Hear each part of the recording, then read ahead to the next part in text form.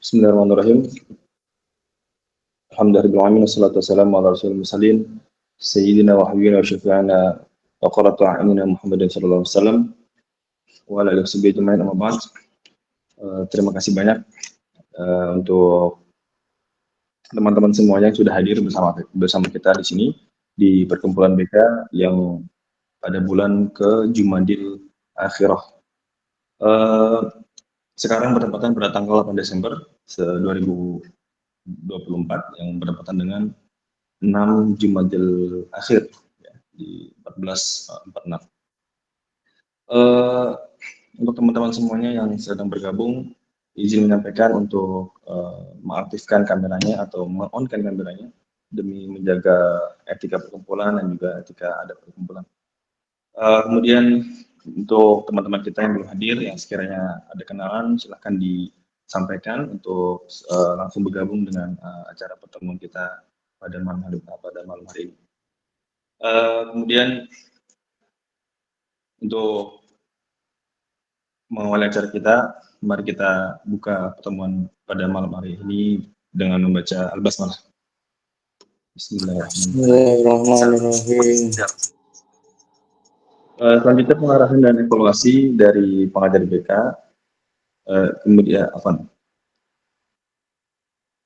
untuk pertemuan pertama kali pengarahan umum dari Direktur BK Al Ustadz Ahmad Jalaluddin, insya Allah menyampaikan beberapa pengarahan, kemudian beberapa pengarahan umum yang berkaitan dengan pelajaran. Waktu dan tempat kami persilakan. Tes. Ya. Syukron atas waktunya Ustaz Maulana. Lasatid al-Mukarramun wa Ustazat al-Karimat. Berkesempatan pada malam hari ini bisa hadir. Assalamualaikum warahmatullahi wabarakatuh. Waalaikumsalam. Alhamdulillah. Salatu wassalamu ala rasulillah wa ala alihi wa sahbihi wa mawalah amma ba'du. Sebelumnya mau takit lagi seperti yang disampaikan Ustaz Maulana supaya bisa mengaktifkan kamera masing-masing apabila memungkinkan dan ya kalau bisa memungkinkan ya. Kemudian di sini yang menjadi poin penting adalah bahwa pertemuan kita ini sangat penting menurut kami ya. Kenapa? Karena seperti ini. Saya yakin di berbagai kesempatan yang ada di madrasah di Indonesia ya. Kita kenal ada Lemka, ada Sakal di Jombang, Lemka di Sukabumi, kemudian ada Hamdulillah Al-Amasi di Pati ya bersama Ustadz Huda, dan madrasah-madrasah yang lain ya. Juga di Gontor mungkin ada markas khot seperti itu. Ada momen bagaimana murid itu kemudian dikasih arahan, dikasih sharing pengalaman, dikasih poin-poin mahal yang berasal dari gurunya masing-masing. Saya pernah dan saya yakin karena di Bait Khot ini kan sementara gurunya ini semuanya atau pengajarnya ini semuanya adalah satu sanad ya dari Ustadz Muhammad Nur di Ponorogo. Jadi saya kira masing-masing dari kita mempunyai pengalaman ya ketika kita belajar dengan Ustadz Muhammad Nur, selalu ada momen offline ya. Kita bertatap muka, kemudian beliau menyampaikan poin-poin penting atau pengalaman beliau, kemudian nilai-nilai yang ada di Manhaj Hamidi, nilai-nilai yang ada di Dirasatul Khot, pembelajaran Khot, dan lain sebagainya. Dan itu adalah sebagai bensin ya, bahan bakar kita pelajar Khot itu supaya bisa minimal berkonsisten, kemudian terus menanamkan niat yang betul dan bisa mempunyai keinginan selalu untuk menulis khot. Jadi kalaulah misalnya kita tidak ada hal semacam nasihat seperti itu, maka saya kira yang ada di diri kita ini ya belum sepenuhnya mantap lah ya, atau belum sepenuhnya bisa berjalan sendiri ya. Kita butuh sharing, butuh arahan dan sebagainya. Dan saya yakin juga di LMK juga begitu. Saya sering lihat ada Ustadz Didin misalnya menyampaikan taujihat, ada Ustadz Teguh, ada Ustadz Ali misalnya, dan sebagainya. Itu saya kira pasti akan menyampaikan sesuatu yang penting di luar daripada praktek mengajar atau praktek menulis kan. Di Sakal jelas ada Ustadz Athoillah ya, selalu memberikan arahan ya kan. Di Alhamdulillah Amasi juga saya kira pasti murid-muridnya Ustadz Huda sering dikumpulin ya kan, kemudian diarahin. Dan maka dari itu forum atau momen semacam ini menurut saya sangat penting ya, karena kalau kita full online, kita nggak pernah bertatap semacam ini, kita hanya setoran dan setoran saja pelajaran, saya kira itu masih kurang lah ya, kurang lengkap ya. Itu kemudian poin kedua yang saya sampaikan mengenai kreativitas ya. Saya nggak mengulang ini di kesempatan kali ini. Sebelumnya mungkin saya sudah pernah menyampaikan ya, bahwa kita harus kreatif. Ya, yang kreatif di sini maksudnya adalah kita belajar khot itu bisa berkreasi apapun ya. Kita dari khot itu bisa menjadi pebisnis ya, atau pedagang. Kita bisa menjadi penulis khot seutuhnya. Kita bisa menjadi peneliti di kaligrafi. Kita bisa menjadi praktisi ya banyak pastinya, jadi kaligrafer, jadi orang yang mempunyai skill atau kemampuan sehingga dia dilirik bisa menjadi guru di madrasah, bisa menjadi juri di event-event tingkat SMP, SMA, di berbagai macam tingkatan ya. Kemudian dia juga bisa tadi saya sudah sebutkan masuk ke dunia bisnis, penjualan ya, ada yang mungkin jualan pena, jualan kertas, jualan tinta, kemudian ada juga yang sebagian menjual karyanya seperti itu. Dan berbagai macam saya kira banyak yang bisa dihasilkan daripada menulis khot ya, meskipun pasti setidaknya karena kita di Manhaj Hamidi diajarkan untuk mengajar, maka setidaknya kita menjadi guru dari murid kita atau pengajar daripada murid-murid kita yang memang ingin belajar khot juga gitu ya. Karena sistem inilah yang akan menjadi strategis ya. Sistem pembelajaran dan ada guru dan murid inilah sebenarnya yang membuat kaligrafi itu kekal dan eksis sepanjang masa. Karena kita bayangkan kalau dari dulu guru-guru kita nggak diajarin sama guru-gurunya lagi, maka terputuslah sanat itu dan generasi yang akan datang tidak akan tahu apa sih kaligrafi gitu kan. Maka setidaknya kita menjadi guru level individual sajalah. Mungkin ada yang talaki datang ke antum, ke rumah antum, ingin belajar khot, minimal seperti itu. Ya, atau yang di madrasah misalnya ada misalnya Ustadz Daris ada di sekolah misalnya mengajar khot, ya itu sangat berarti sekali ya, bahwa murid-murid kita di tingkat formal ya, di tingkat SD, SMP, SMA bisa mengenyam pendidikan kaligrafi atau khot ya, ini sangat baik sekali. Kemudian poin selanjutnya bahwa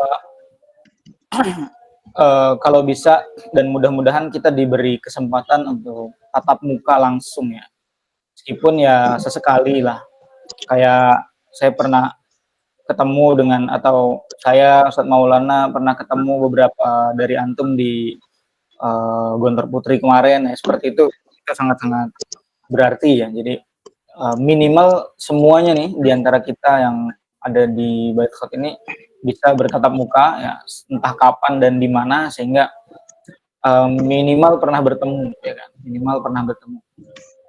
Karena memang nggak afdol rasanya kalau kita pernah melaksanakan proses pembelajaran tapi satu kali pun nggak pernah ketemu secara langsung gitu kan, juga nggak afdol ya.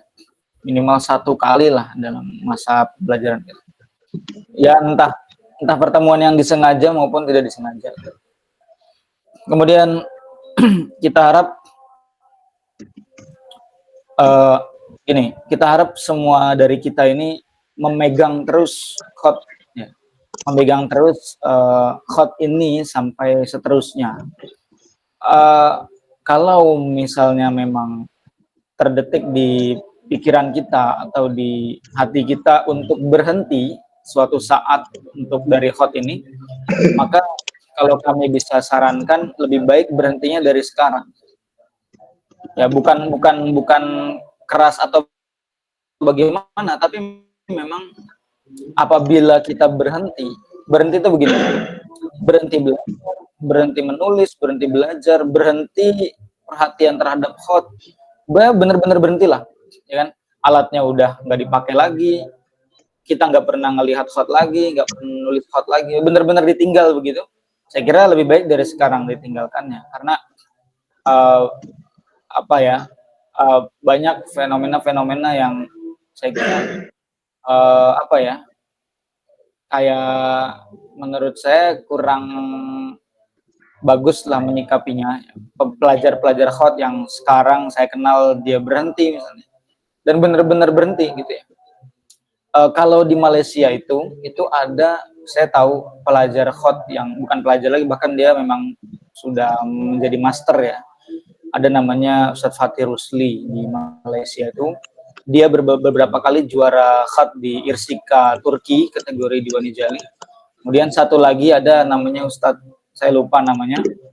Dia juga orang Malaysia. Nah, kalau ini itu kasusnya adalah dia dilarang belajar khot oleh salah satu keluarganya. Ya, dengan alasan tertentu, ya, maka selama kita nggak model begitu ya, atau nggak ada yang larang ya kita belajar seterusnya dan mengajarkan ilmu ini seterusnya kepada orang lain. Ya, jadi kita harap yang ada di Bait Khot ini nggak akan berhenti lah. Ya, terus megang khot meskipun di porsinya masing-masing. Ya. Ada yang megangnya 80%, ada yang megangnya 70%. Tapi kalau benar-benar ditinggal, saya kira ya pikir-pikir lah. Kalau memang begitu, lebih baik dari sekarang saja. Tidak perlu masuk ke dunia kaligrafi menurut saya. Seperti itu. Kemudian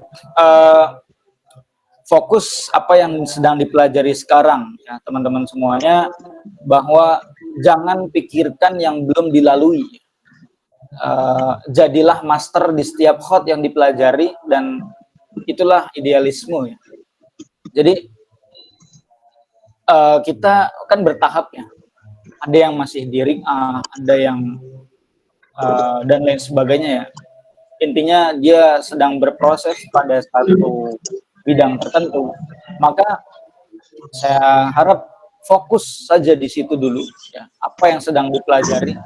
Jangan pikirin apa yang belum datang. Misalnya kita lagi proses sekarang ini di tempatnya masing-masing, di bidangnya masing-masing, atau di pelajaran khotnya masing-masing. Jangan nanti-nanti nih, wah saya membayangkan, saya memikirkan, sehingga kurang fokus dengan apa yang sekarang dipelajari gitu. Ya kan?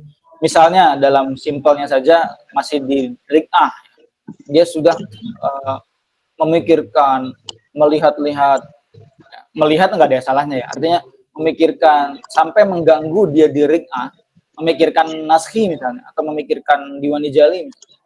Sehingga dia justru malah kurang maksimal di Ri'ah. Nah, itu yang saya harap tidak terjadi. Kalau lihat-lihat boleh menikmati menikmati indahnya kaligrafi itu gak ada yang salah ya. Cuma kalau kita terganggu belajarnya, misalnya jadi gak fokus, Ri'ahnya malah setengah-setengah. Nah, ini yang perlu diawasi. Dan jadilah master di setiap Nah,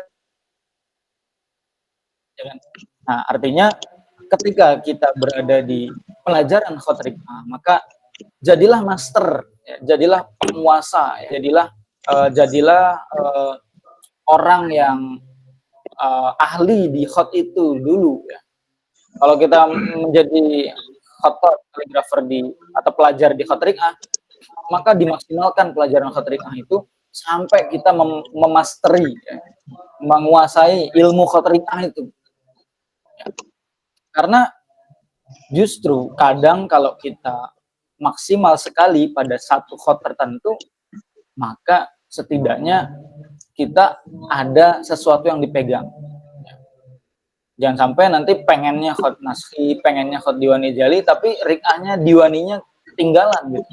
Nah, ini yang saya rasa kurang bagus ya kalau kita pelajar khot punya rasa seperti itu gitu ya. Oke, jadi saya kira harus fokus di stepnya, di langkahnya masing-masing. Jangan sampai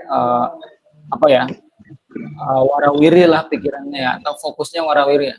Lagi belajar rik'ah tapi dia fokusnya malah ngeliatin pelajaran naskhi, atau dia memang belum belajar naskhi, malah nulis naskhi gitu.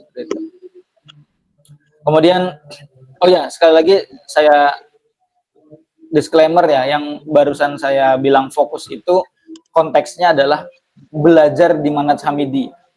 Kalau memang antum double sekarang belajar Hamidi juga belajar di tempat lain, nah itu yang tempat lain itu ya saya nggak memasukkan konteks tadi ya, jadi nggak ada urusannya. Tapi yang memang berada di Manhaj Hamidi, ya saya kira fokus tadi itu ya sangat melekat gitu ya. Kemudian dalam pembelajaran ini saya dan teman-teman sebetulnya para pengajar di Bait Khot ini setelah ini sangat menaruh perhatian besar pada yang namanya busolah atau kemiringan huruf. Jadi busolah ini adalah harga mati dalam pembelajaran bahasanya gitu ya. Jadi semuanya harus memperhatikan. Bahkan sampai kita di pengajar pun atau di guru guru-guru di sini pun juga tulisan kita pun juga kita perhatikan sendiri. Jadi busolah sekali lagi busolah kemiringan huruf saya kira menjadi harga mati lah. Artinya nggak bisa ditawar-tawar ya. Kalau kita nulis khot tanpa busolah, saya kira sebagus apapun goresannya, saya kira masih kurang. Karena busolah itu sangat-sangat dasar, dan kemiringan ini harus diketahui oleh semua pelajar dan semua guru yang berproses dalam pelajaran khot ini. Maka saya kira yang masih kemiringan hurufnya belum maksimal, ya bisa diperbaiki dan bisa terus menelaah. Kan insya Allah guru-guru di Bait Khot ini sudah punya strategi masing-masing untuk melatih di kelasnya masing-masing bagaimana busolah ini diseriusi dan menjadi perhatian utama ya, untuk bisa dipahami bersama-sama, dan insya Allah efeknya juga akan dirasakan kita sendiri. Tulisan kita jadi bagus, jadi rapi, jadi seragam, ya, jadi kemiringannya pas. Ya, jadi poin busolah mohon diperhatikan. Kemudian semua juga harus memperhatikan garis ya, terutama tahap pembelajaran awal dalam setiap jenis khot. Kalaulah tadi busolah itu harga mati, ya sama garis pun juga begitu. Jadi semuanya kalau bisa harus bisa menulis khot dengan susunan dan posisi di garis yang tepat ya. Jangan sampai terbang di atas garis jauh atau terlalu turun seperti itu. Maka ini harus bisa melatih dirinya masing-masing bagaimana kira-kira cara untuk menulis di atas garis khot dengan baik gitu ya. Kemudian mungkin yang terakhir ya, sebelum teman-teman lain juga menyampaikan bahwasanya lomba kalau bisa sudah punya bekal ya. Jadi teman-teman yang berminat untuk ikut lomba apapun, level nasional, lokal atau internasional, kalau bisa sudah punya bekal. Ya. Misalnya kalau dia mau ikut lomba RIKAH, maka ya kalau bisa sudah belajar hot RIKAH, meskipun belum ijazah ya. Minimal kalau bisa sudah belajar hot RIKAH-nya itu. Atau diwani juga sama, atau diwani jali juga sama, atau naskhi juga sama. Jadi catatannya adalah minimal kita udah pernah belajar atau sedang belajar, ya. Sehingga punya bekal gitu. Sebenarnya nggak ada larangan, tentu kalau kita mau ikut sana sini ya ikut saja gitu kan. Jadi levelnya ya nggak larangan ya, cuman anjuran saja bahwa kalau mau ikut lomba ya kalau bisa yang sudah kita pelajari. Karena lomba itu super disiplin ya. Enggak seperti pameran ya. Kalau pameran itu fleksibel dia, enggak terlalu tergantung pamerannya sih. Kadang ada juga pameran yang selektif sekali, ada juga yang pamerannya agak bebas. Tapi kalau lomba itu jangan harap bebas begitu, tapi pasti lomba itu apalagi internasional itu selektif sekali. Bahkan kalaulah orang bilang seorang kaligrafer itu tulisannya bagus, belum tentu dia menjadi juara karena sangat berwarna-warni ya. Hal-hal yang ada di perlombaan itu, apalagi lomba internasional. Jadi saya kira setidaknya di catatannya kita punya bekal di hot tersebut yang kita lombakan. Oke, mungkin itu saja Kodimah, sedikit arahan dari kami, kemudian nanti setelah ini disusul dengan yang lain. Mungkin cukup sekian. Saya kembalikan lagi kepada MC. Assalamualaikum warahmatullahi wabarakatuh. Waalaikumsalam warahmatullahi wabarakatuh. Terima kasih banyak atas arahannya dan dahulunya Ustaz Ahmad Jalaluddin, luar biasa. Dan kami himbau untuk para asatidz dan ustadzah semuanya untuk sekiranya jikalau ada yang memang menyantol dari informasinya, silakan dicatat sebagai dokumentasi pribadi. Kemudian yang teman-teman kami yang baru bergabung, mohon izin untuk open cam dan menghadirkan suasana yang lebih serius gitu dalam perkumpulan. Terima kasih. Dan kemudian untuk selanjutnya kita lanjutkan dengan evaluasi dan pengarahan dari guru-guru BK yang akan dimulai insya Allah dari Siddiqi, Al-Khattab, waktu dan kami persilahkan. Bismillahirrahmanirrahim. Assalamualaikum warahmatullahi wabarakatuh. Alhamdulillah, pada malam yang berbahagia ini kita dapat berkumpul di tempatnya masing-masing, tapi alhamdulillah dimudahkan dengan meeting Zoom ini. Sebenarnya nggak banyak, insya Allah poinnya, cuman menyambung dari apa yang sudah disampaikan Ustaz Jalal. Benar apa yang sudah disampaikan, itu bentuk dari busolah itu sangat-sangat berpengaruh, karena bukan hanya di satu khot saja, tapi di khot-khot yang lain itu juga memiliki kepentingan ya di dalam kekuatan tulisan tersebut itu. Makanya kalau dari sekarang kita nggak mau ataupun sulit untuk memperhatikan busolah, nanti akan selanjutnya lebih sulit lagi, karena ibaratnya busolah sudah dari awal diajarkan supaya setelahnya bukan jadi PR lagi seperti itu.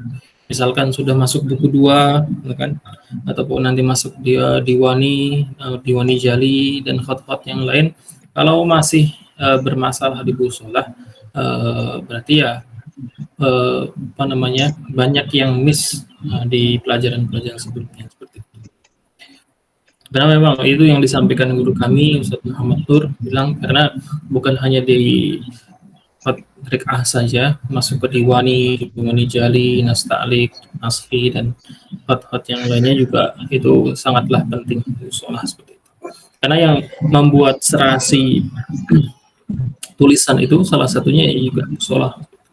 Di lain sisi kita tahu setiap huruf itu ada porsinya, dia tempat duduknya di mana, tapi diserasikan juga dengan kemiringan ataupun arah dari setiap hurufnya seperti itu. Maka dilatih terus Ustadz dan Ustadzah, semoga dipermudah ketika memang kita konsen untuk mau memperbaiki tulisan yang sudah kita pelajari. Jadi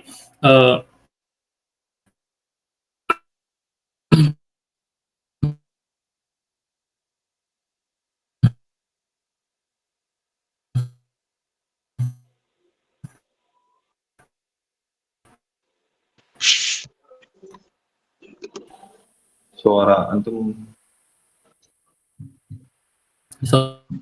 Kalau guru yang di Bedford akan sangat paham sekali yang namanya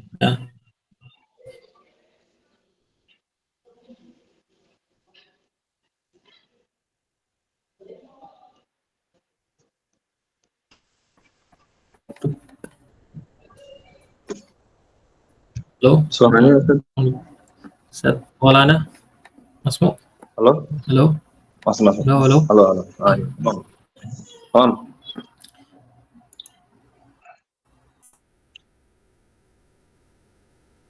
Halo, bentar. Tamam.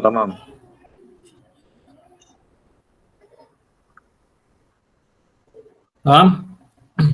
Tamam. Lah, kenapa harus busolah dan busolah? Yaitu bekal penting Ustaz, bukan hanya menguasai detail setiap hurufnya, tapi juga busolah itu kan bagian dari pelajaran yang akan terus kita temukan di semua khat seperti itu. Kalau awal-awal yang kami dapat ya, nah selain harus kuat di goresan, tapi juga kuat dalam susunan. Susunan itu terlihat akan serasi baik, komposisinya pas, itu jika memang di salah satunya ada busolahnya sesuai, jarak-jarak per hurufnya sesuai, terus kalau rik'ah pada tempat duduknya masing-masing hurufnya, di mana huruf itu berada seperti itu. Ya, maka kami ingatkan kembali sebelum jauh, maka untuk busolah dan poin-poin dasar itu untuk diperdalam lagi sendirinya, ataupun boleh jadi nggak mesti materi yang sudah disampaikan oleh guru, tapi juga boleh antum khususnya memiliki waktu khusus untuk ya coret-coret gitu, mungkin sebelum tidur kah ataupun setelah bangun sholat subuh kah, mengisi waktu pagi ataupun malam seperti itu. Karena nggak bisa yang langsung sesuai, ataupun kita akan terus terbiasa kalau memang kita nggak membiasakan diri untuk konsen atau perhatian kepada musolah dan poin-poin dasar lainnya seperti itu.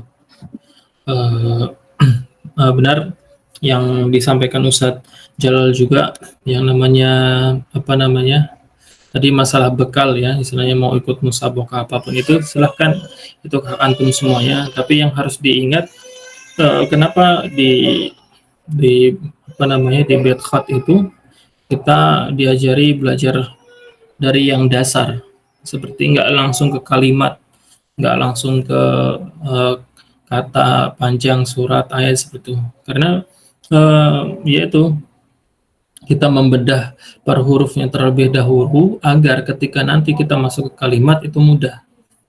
Jadi contohnya di rik'ah saja, banyak yang bentuk-bentuk kalimat atau sambungan huruf yang memang kalau dilihat secara detail itu berasal dari huruf yang sudah kita pelajari sebelumnya. Misalkan kalimat ala itu kan ala, ain, lam, ya, seperti itu kan.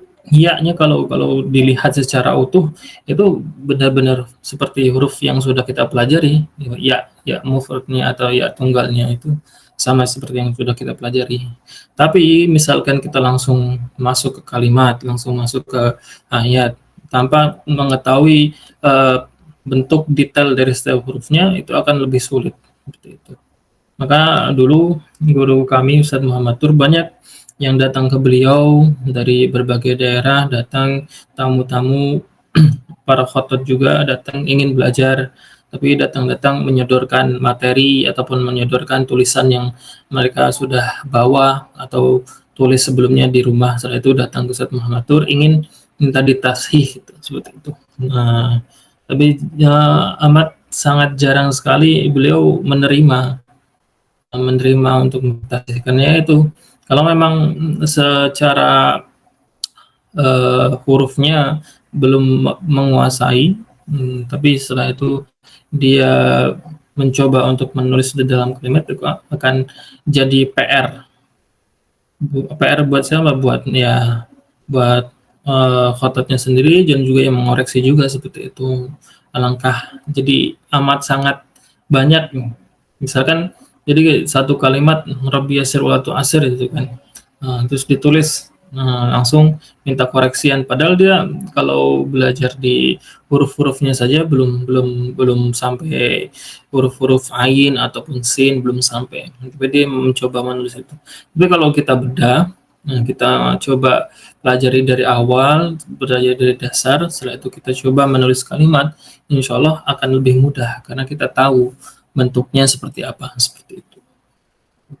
Makanya juga sama, mungkin yang di lomba-lomba itu ahlan, tafadhol, silahkan, apakah memang sudah punya bekal, punya basicnya, itu akan lebih baik, akan lebih terbuka lagi ketika kita mengikuti lomba, karena kan nggak ada contohnya ya.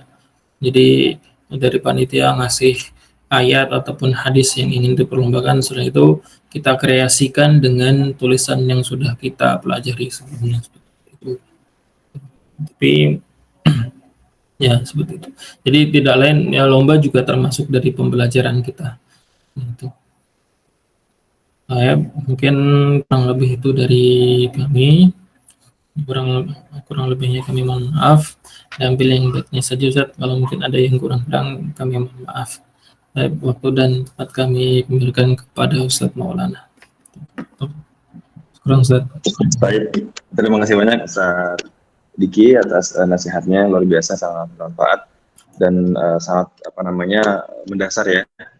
Lagi-lagi musolah di sini beliau juga menyampaikan agar kita terus melatih musolah kita agar terus terkontrol seperti itu.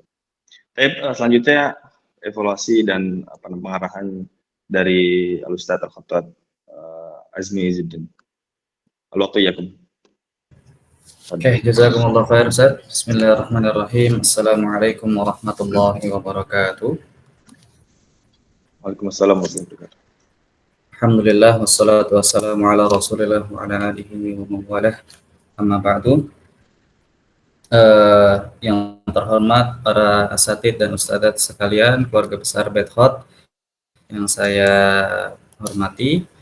Alhamdulillah pertemuan kali ini cukup banyak ya pesertanya dan juga semakin meriah karena banyak yang membuka kamera dan serasa lebih intens gitu.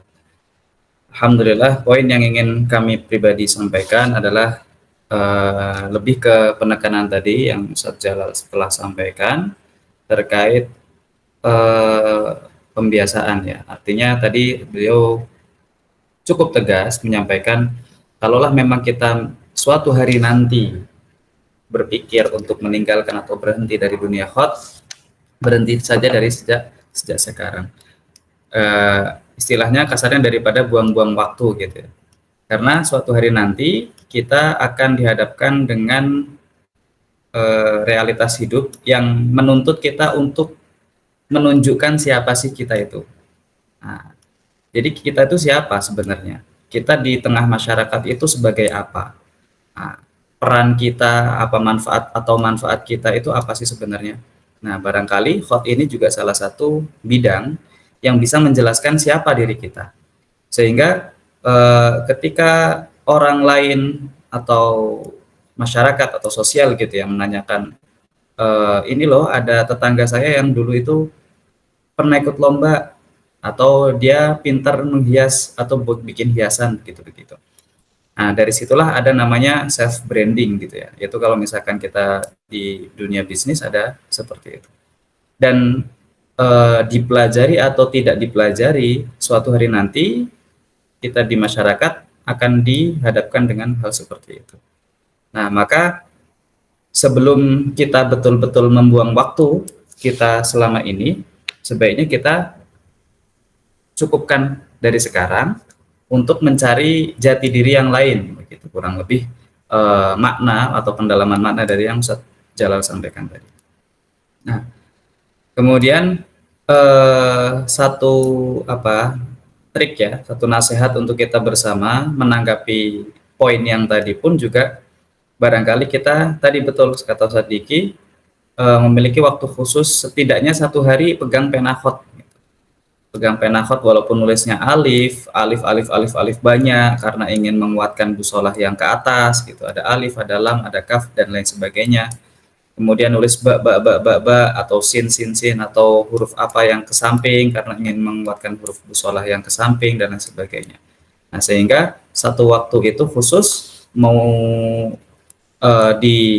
dijadwalkan setiap pagi atau random, mau pagi mau siang mau malam, yang penting kita punya target. Nah, kita punya target. Jadi targetnya untuk untuk menekankan target atau meletakkan target, sebenarnya kita perlu tahu kadar diri kita. Artinya kita ini se-expert apa sih?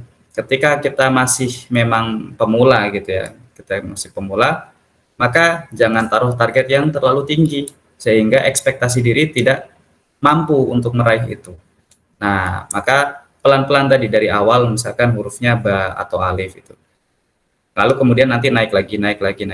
Sehingga ekspektasi yang kita letakkan tidak terlalu tinggi dan seiring berjalannya waktu baru kita menambah target-target harian tadi.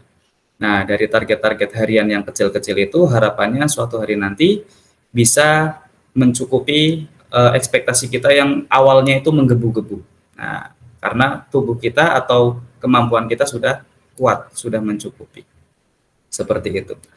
Nah, lalu selanjutnya, poin selanjutnya barangkali yang ingin kami sampaikan yaitu tentang standar ya. Tentang standar tadi ditekankan sekali terkait dengan busolah. Nah, banyaklah tadi penjelasannya busolah dan lain sebagainya. Intinya ke depan ini barangkali yang dirasa kemarin-kemarin ini cukup longgar untuk misalkan tasheh ya. Tasheh ke guru masing-masing. Oh, kalau misalkan ada busolah yang melenceng sedikit masih dimaafkan, artinya nggak disuruh ngulangin. Nah, barangkali nanti ke depannya akan ada perubahan gitu ya, atau perubahan standar di mana miring sedikit nanti diminta ulangin atau tidak sesuai nanti diminta ulang dan lain sebagainya. Karena tadi ya khot itu kan tergantung sebanyak apa kita belajar. Nah, semakin banyak belajar, semakin tangan itu hafal kemiringannya, busolahnya, kemudian bentuknya, hurufnya, letaknya, itu pun juga bisa ngira-ngira. Beda orang-orang yang sudah menggores huruf alif misalkan. Ketika menggores huruf alif, yang kita tahu ukurannya seberapa, kemudian kita ada garis di situ, kita sudah tahu letak gores huruf alif pertama itu di mana supaya letaknya pas, tidak menyentuh garis dan tidak terlalu ngawang di atas garis. Misalkan ketika lagi menulis alif mufrad gitu. Atau kalimat apapun misalkan yang kalimat-kalimatnya tinggi yang menuntut huruf terakhirnya itu bisa sampai garis. Nah, itu nanti kalau sudah terbiasa kita akan tahu tingginya dari mana ya mulainya. Nah, karena itulah fungsi dari pembiasaan tikror tadi, pengulangan. Nah, maka poin tadi yang sedang kami sampaikan, barangkali kedepannya akan ada penegasan terkait pelajaran yang akan dihadapi para asatidz dan ustadzat semuanya.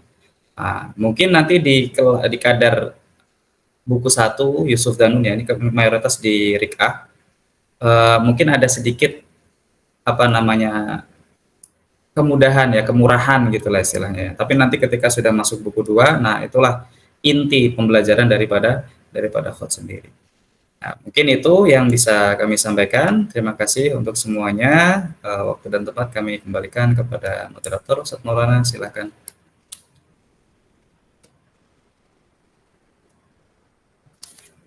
Saya terima kasih banyak Ustadz Azmiuddin Khattab, terima kasih banyak untuk masukannya, dan lagi-lagi penekanan dalam apa namanya, refleksi ya, untuk apakah kita sudah benar gitu di khot gitu kan. Kemudian sama bisolah ya. Insya Allah ini sangat bermanfaat dan apa namanya, menjadi poin penting dalam pembahasan kita pada malam hari ini. Kemudian evaluasi berikutnya insya Allah akan disampaikan oleh Ustadz Farhan Yuda Pratama Al-Khattab. Al-Waqtaiyyakum. Bismillahirrahmanirrahim. Assalamualaikum warahmatullahi wabarakatuh. Alhamdulillahirabbil alamin wa nasta'inu ala umuri dunya wa dina salatu wassalamu ala alihi wa ashabihi ajma'in amma ba'du. Alhamdulillah hari ini saya sangat senang ya bisa bertatap muka sama orang Indonesia semua. Orang Indonesia. Alhamdulillah terkhusus sama teman-teman Bait Khot juga yang saat ini sedang menekuni fan muqaddas, seni yang suci Islam. Yang dimana tidak ada di seni-seni yang lain. Ya, alhamdulillah saya juga merasa bersyukur ya bisa mengajar di Bait Khot juga, bisa bisa berinteraksi sama antum-antum ya, sama guru-guru Bait Khot juga. Yang dimana yang saya alami di sini adalah emang di negara Arab ini mereka khotnya luar biasa. Ya, jangan kira di sini khotnya nggak ada khot, di sini banyak khot. Tapi di sini tidak punya manhaj seperti kita.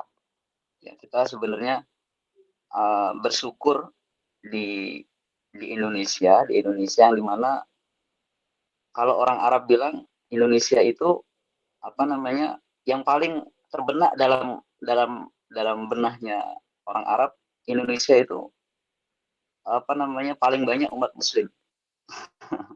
Paling banyak umat Muslim di seluruh dunia. Makanya yang namanya seni khot, apalagi kita sudah masuk dalam dunia kaligrafi, dunia khot ya, bukan kaligrafi. Karena kalau kaligrafi itu kan apa namanya berkaitan sama cat ya, sama kuas. Tapi khot itu kaitannya ada 3. Yang pertama tinta, pena, sama kertas. Nah itu aja. Jadi ketika kita ngomong hot seni hot, ya itu jangan langsung ke benak kaligrafi, ya. Lebih ke tulisan. Ya kita sudah di dalam manhaj yang benar, kita punya cara, punya metode, dan metode kita ini punya tujuan yang benar.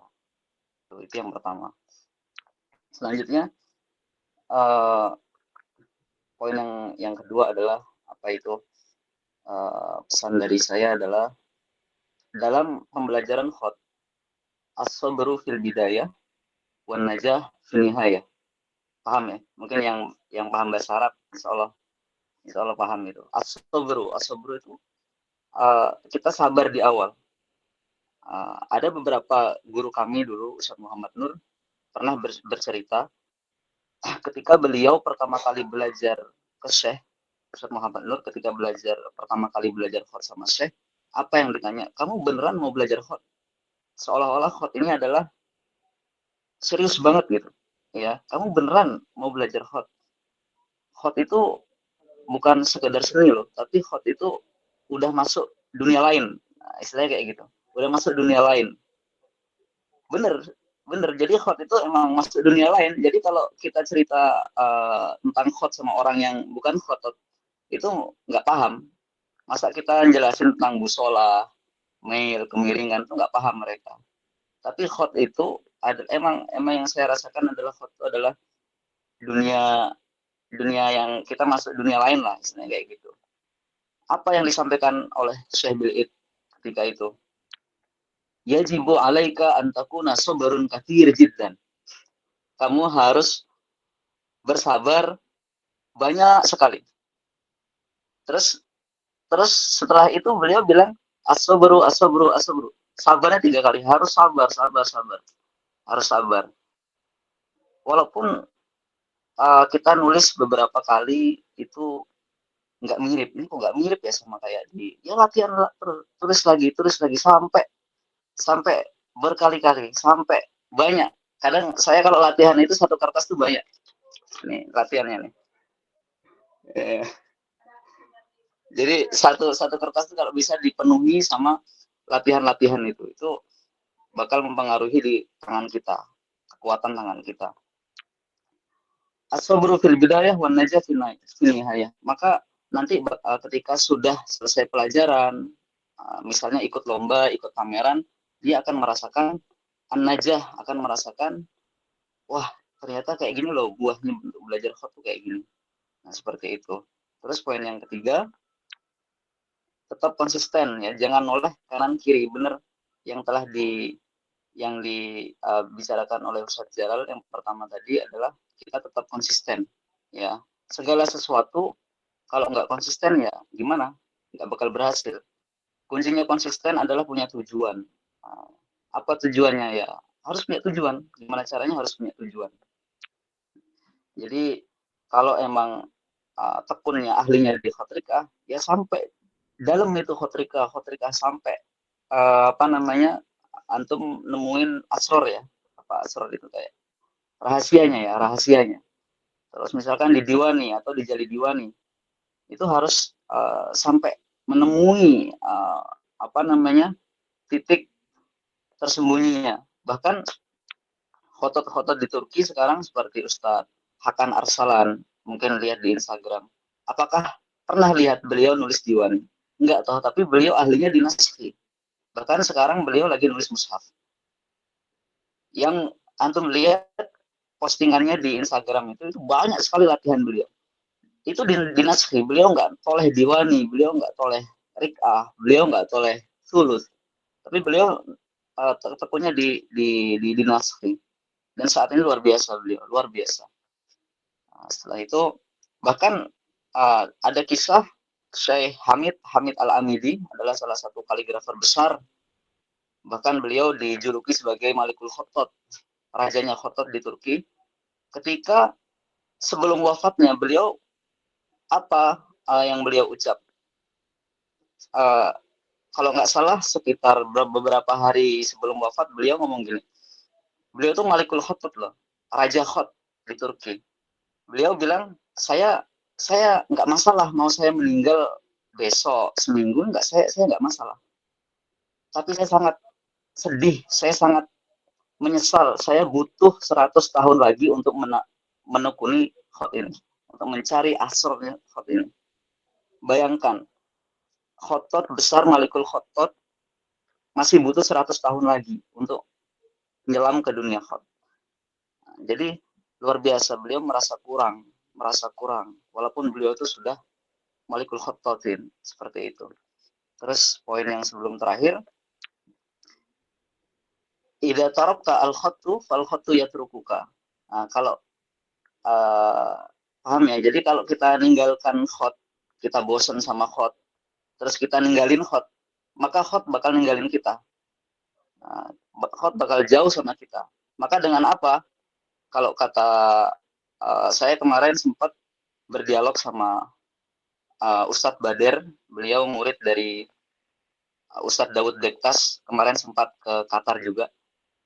Beliau bercerita ketika Ustadz Hasan Shalabi memberi tips cara ketika gimana caranya biar khat ini nggak ditinggalin.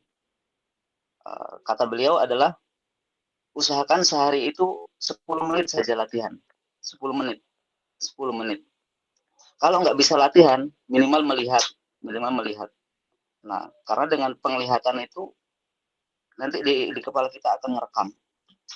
Dan sekarang gampang itu. Di Instagram kita bisa melihat tulisan-tulisan rik'ah, tulisan-tulisan diwani misalkan. Seperti itu. Jadi jangan tinggalkan khat. Kalau khat kita tinggalkan, maka khat bakal meninggalkan kita. Dan itu banyak faktanya. Banyak orang yang sudah selesai ijazah, dia merasa bahwasanya ijazah itu adalah akhir. Kalau Ustadz Athoillah bilang, kalau mau belajar khot tuh harus dipikir-pikir dulu. Emang bener. Jadi kalau mau belajar khot yang serius, itu harus dipikir dulu. Karena nanti kalau udah masuk ke dunia khot, kita buat tarkib, kita mikirin apa namanya konsep huruf, konsep buat karya. Jadi nggak sembarang orang. Makanya diniatkan kalau emang nggak punya kemauan yang besar buat tekun di dalam seni khot, silahkan keluar dari awal nggak apa-apa. Kalau keluar dari awal nggak apa-apa. Justru itu yang ditegaskan oleh Ustadz Athoillah, pembimbing di Sakal Jombang. Emang itu ditegaskan sekali bagi pendaftar khot itu yang ingin belajar khot harus benar-benar punya kemauan yang besar.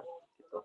Terus yang terakhir, khot itu adalah ilmu ya. Khot itu adalah ilmu. Jadi sekali lagi khot itu bukan sekedar seni. Kalau kata Syekh Bil'id, apa beliau bilang? Kita itu nggak nulis khot, tapi yang kita tulis itu apa? Kutabul wahyi. Kita nulis Quran loh, nulis huruf-huruf Quran. Per huruf kita tahu kaidahnya. Huruf waw kita tahu kemiringannya. Huruf kaf kita tahu jaraknya. Bayangkan, kita berkhidmah di huruf-huruf Quran.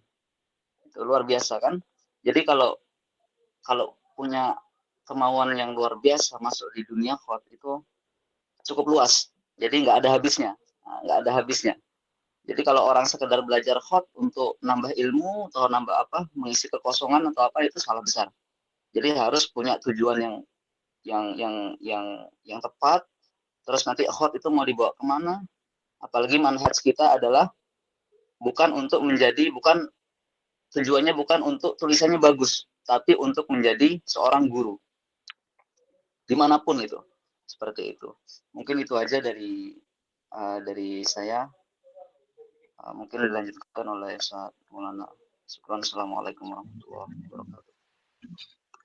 Waalaikumsalam warahmatullahi wabarakatuh. Terima kasih banyak untuk arahannya. Masya Allah, ini bekal dari Qatar ya, Ustaz.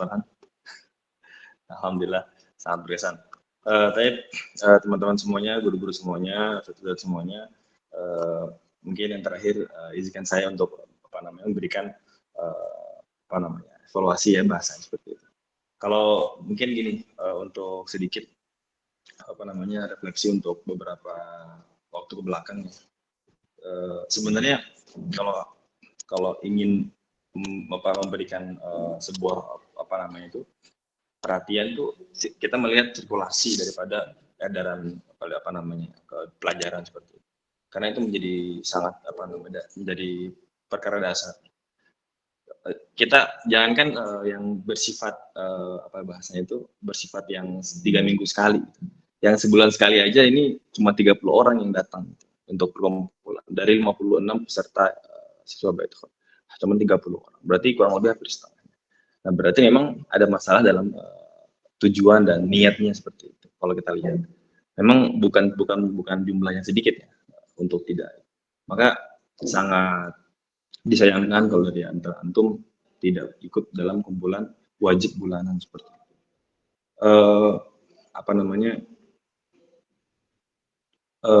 Terus bagaimana sih kita menanggulangi gitu kan? Kan tadi kan kata Ustaz Diki ya, kemudian Ustaz Azmi ngomong, Ustaz Farhan juga, Saudara juga.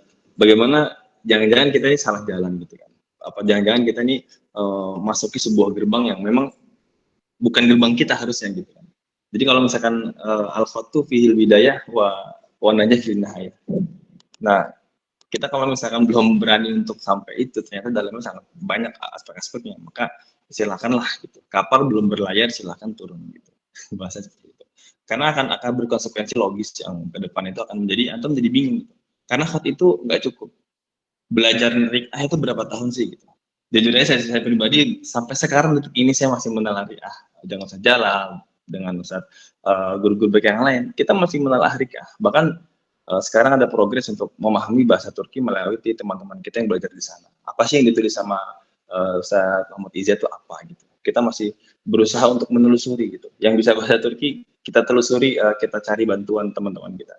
Sampai hal seperti itu. Maksudnya tidak ada dalam bahasanya itu tidak cukup 5 tahun, tidak cukup 6 tahun. Maksudnya sambil berjalan kita terus menelusuri seperti itu. Jadi kalau misalkan dari lihat sirkulasi pelajaran yang ada gitu, itu sangat disayangkan seperti itu. Makanya coba-coba untuk yang kiranya agak ragu untuk belajar hot, yang mendingan mungkin bukan bidang saya kan. Karena kan semua orang kan kembali kepada tujuannya. Kan kita kan khidmah kepada ilmu nanti. Al ilmu lil amal seperti itu kan.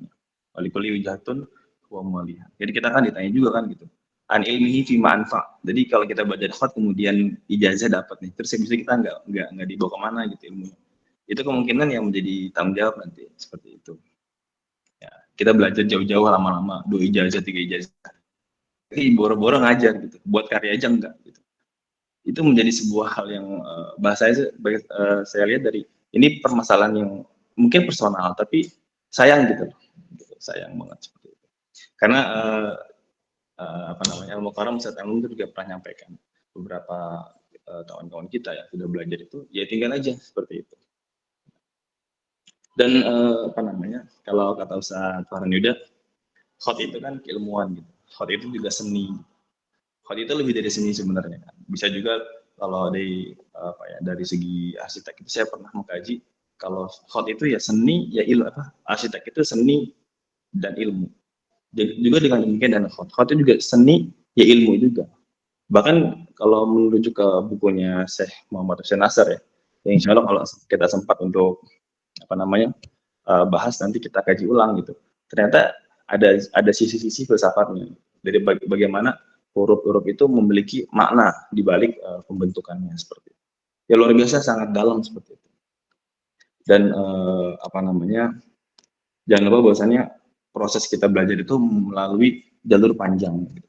Jadi coba kita lihat harus menstimulus diri, kemudian kita punya booster untuk belajar hot. Gitu. Jadi ya kita berusaha untuk memberikan mencari pola-pola yang menguntungkan kita dalam belajar hot. Kiranya bagus atau tidak gitu. Maka kita harus niat dulu gitu. Kemudian kita harus mentajid niat. Jadi kalau misalkan kita di pertengahan jalan agak down gitu kan, kita terus membaharui niat gitu, seperti itu. Agar niat kita itu ya mau nggak mau akan niat kita tuh selalu oke gitu. Niat kita selalu buat apa sih gitu. Ya tadi niat kita buat ngajar, niat kita buat khidmah gitu.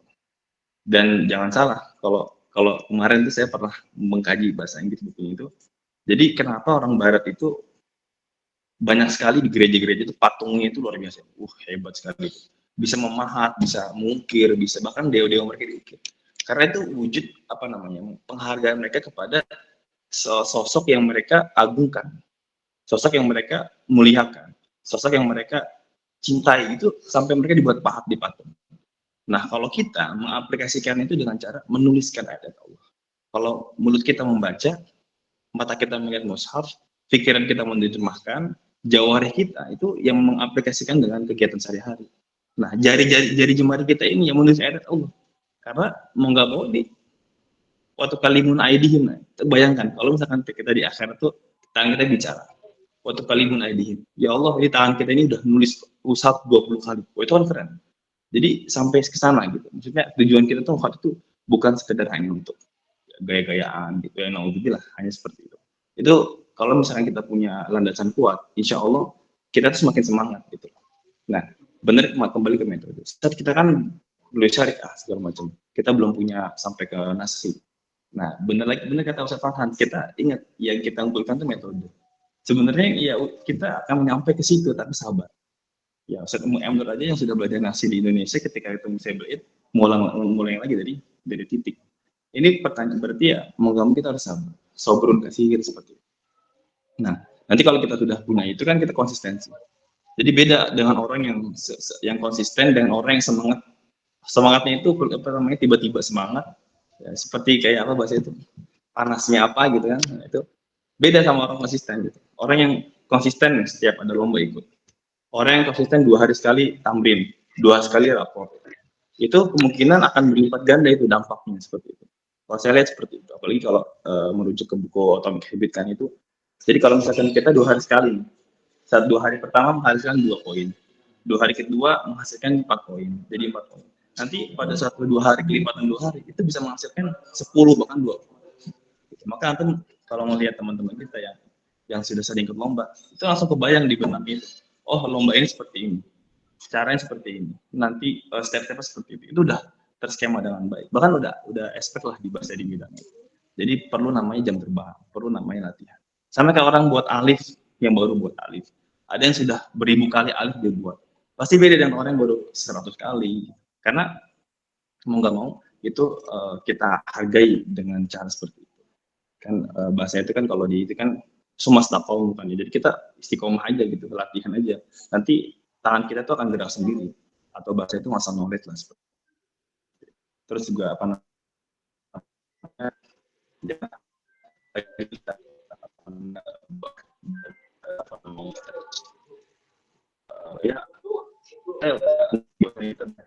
hal-hal yang sekiranya harus diiman seperti itu.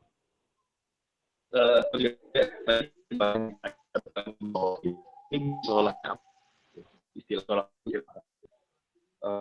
yang mungkin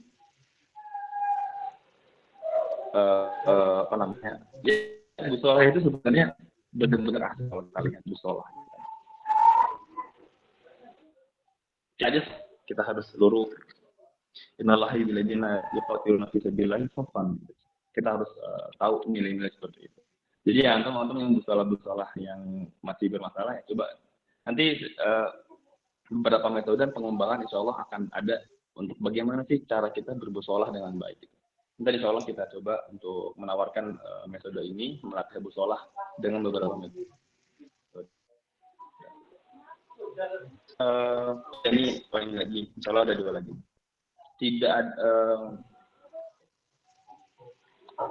oh iya tidak akan mulai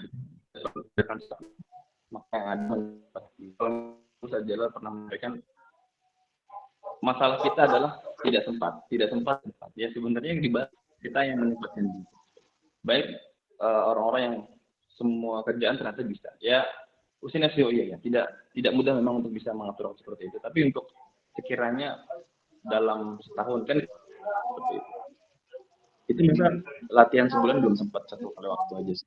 Makanya untuk teman-teman kita yang sekiranya masih apa namanya butuh motivasi yang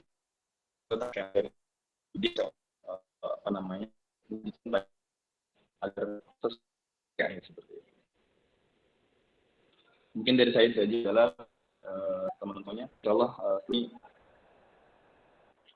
akan dilanjutkan oleh sedikit ada pengarahan yang berkaitan dengan pengembangan kaligrafi seperti itu. Saya Bella silakan dilanjutkan untuk pembicaraan.